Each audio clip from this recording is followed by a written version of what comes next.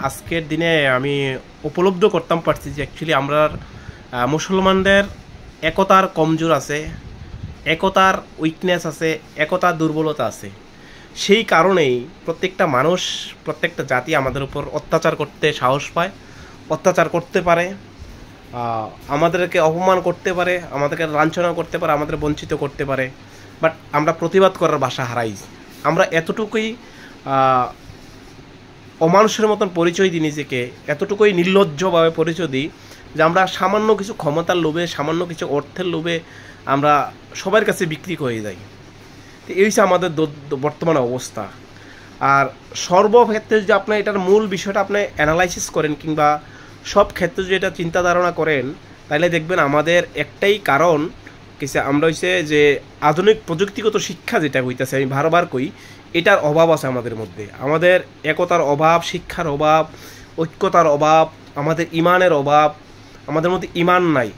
আমরা সুদ খাইতেছি প্রতিনিয়ত, হারাম খাইতেছি প্রতিনিয়ত, মানুষের সাথে বেইমানি করতেছি, মানুষের সাথে মিথ্যা কথা কইতেছি, মানুষের সাথে প্রতারণা করতেছি, বিভিন্ন ধরনের অসামাজিক কার্যকলাপে নিজেকে জড়ানোর চেষ্টা করতেছি বা চেষ্টা করি, অসৎ পথে অর্থ উপার্জনের রাস্তা খুঁজি।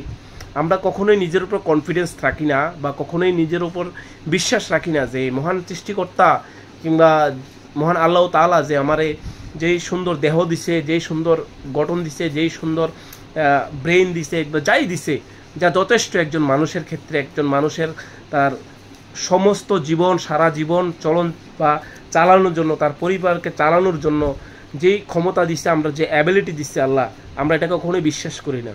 আমরা নামেই ঠিকই মুসলমান, আমরা কাজেই ঠিকই মুসলমান না। আমরা নাম ঠিকই মুসলমান দিয়া, কিন্তু আমার আদর্শ, আমরার চরিত্র, আমাদের ব্যবহার, আমাদের চিন্তা ধারণা কিন্তু একজন মুসলমানের মতন না। একজন মুসলমানের চরিত্র হইতেইব আল্লাহ নবী, আমাদের প্রিয় নবী, শ্রেষ্ঠ নবী হযরত মুহাম্মদ সাল্লাল্লাহু আলাইহি সাল্লামের মতন, যার যার জীবনে কোনো কালো দাগ নাই, যার জীবনে কোনো একটা মাত্র ভুল ত্রুটি নাই। আমরা ততটুক না হইতে পারি, কিন্তু আমরা চেষ্টা করার দরকার আছে একজন মানুষ সৎ হিসেবে বাসার, একজন সৎ হিসাবে থাকার, যাকে আপনারে দিকে আল্লাহ নবীর দিকে এমন প্রচুর অন্য ইহুদি নন মুসলিমরা ইসলাম ধর্ম গ্রহণ করছে, কিন্তু একমাত্র আল্লাহ নবীর আদর্শ দিককে সেরা, আল্লাহ নবীর মহাব্বত দিককে সেরা, আল্লাহ নবীর কদর দিককে সেরা। কিন্তু আজকের দিনে সেই মুসলমান, সেই নবীর উম্মত আমরা প্রতিনিয়ত ইসলামের বিরুদ্ধে দাঁড়াই, ইসলামের বিপক্ষে কথা কই, ইসলামের বিরুদ্ধে কথা কই।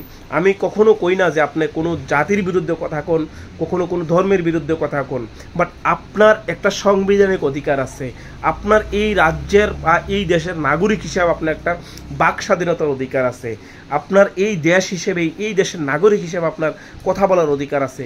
কিন্তু সেই অধিকারটুকু আমরা শুধু সামান্য কিছু লোভের কারণে, সামান্য কিছু ক্ষমতার কারণে, সামান্য কিছু অর্থের কারণে আমরা তা বিক্রি করি মানুষের কাছে। খুবই লজ্জা হয় যে আমরা যেই গরু ব্যাপারীদের নিয়ে সারা ত্রিপুরা রাজ্য ব্যাপী আমরা যে আন্দোলন করছি, যে প্রটেস্ট করছি, সেই গরু ব্যাপারী বেহায়া নির্লজ্জর মতন তারা আবার সামান্য কিছু অর্থের লোভে তারা আবার ব্যবসার বিরুদ্ধে নামছে, অথচ ইসলামের পক্ষে তারা দাঁড়াইছে না। বিষয়টি খুব মর্মান্তিক, খুবই বেদনাদায়ক। তবে ইনশাল্লাহ যদি তারা মনে করেন যে আপনাদের কারণে আমরা এই প্রতিবাদ ছাড়বো বা আপনাদের কারণে আমরা এই জিনিসগুলি করবো, কিন্তু এটা নিশ্চিত প্রয়োজন আপনাদেরকে বয়কট করতে আমরা রাজি। তারপরে এই আল্লাহ নবী এই ইসলামের বিপক্ষে না। কারণ ইসলাম সবসময় একটাই বার্তা দেয়, প্রত্যেক জাতি, ধর্ম, বর্ণ নির্বিশেষে প্রত্যেক মানুষকে তুমি ভালোবাসো, প্রত্যেক মানুষের তুমি ধর্মের আগে তার কর্মের ব্যবস্থা করো, তাকে আদর্শ শিক্ষা দাও।